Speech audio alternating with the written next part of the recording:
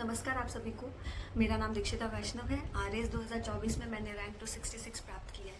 आज मैं आप सबसे अपना एक्सपीरियंस शेयर करना चाहती हूँ। उससे पहले मैं एक बात कहना चाहती हूँ कि मुझे ऐसा लगता है कि जो सफलता मैंने प्राप्त की है ये केवल मेरी मेहनत का परिणाम नहीं है, बल्कि मेरे पेरेंट्स, मेरे जो टीचर्स, उन सबके आशीर्वाद और सपोर्ट से ये मुमकिन हो पाया है। मैं आप सबसे अपनी जर्नी शेयर करना चाहती हूँ।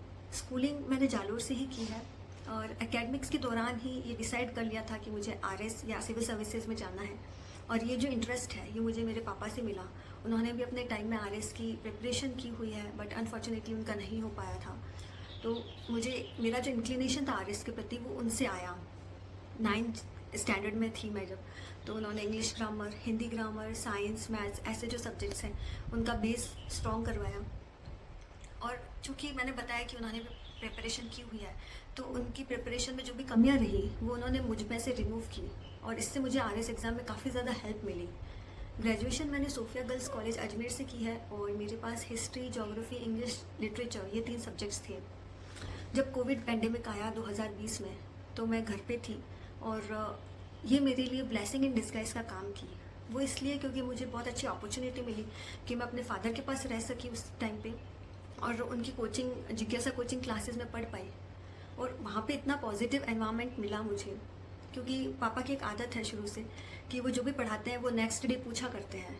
तो उससे जो है, एक तो 2 चीज़ों का फ़ायदा होता है। पहला ये कि डर से पढ़ के जाते हैं हम कि अगले दिन पूछेंगे सर, तो याद करके जाए, कंसिस्टेंसी उससे बन जाती है।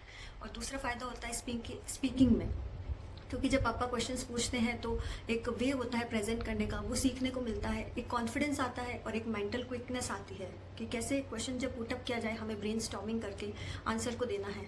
तो ये काफ़ी ज़्यादा हेल्पफुल रहा मेरे लिए आरएस के प्रिपरेशन के अंदर।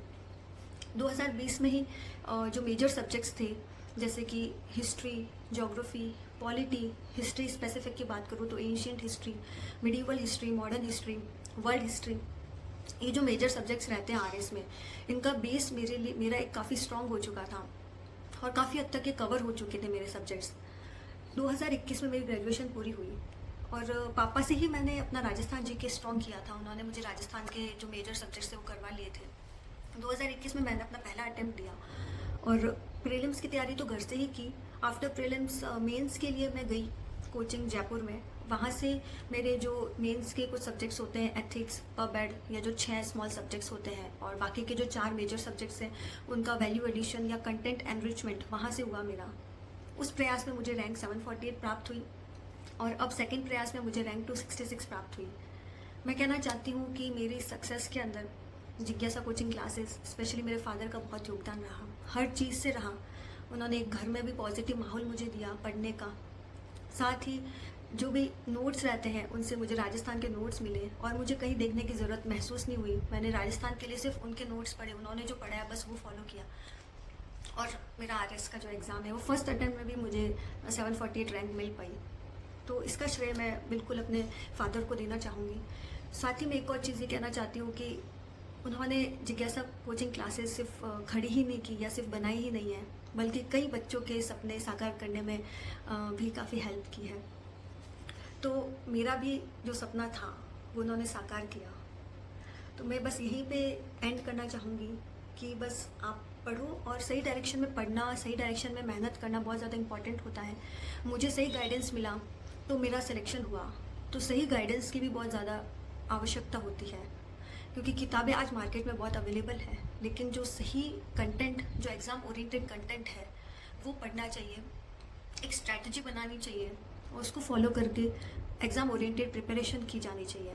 उससे आप सिलेक्शन के और ज़्यादा करीब हो जाते हो। मैं जल्द ही आप सबके साथ अपनी आरएस की स्ट्रैटेजी शेयर करूँगी। नोट्स के बारे में आप सबको बताऊँगी, कहाँ से पढ़ें, कैसे पढ़ें, ये सब आपके साथ में शेयर करूँगी। Thank you.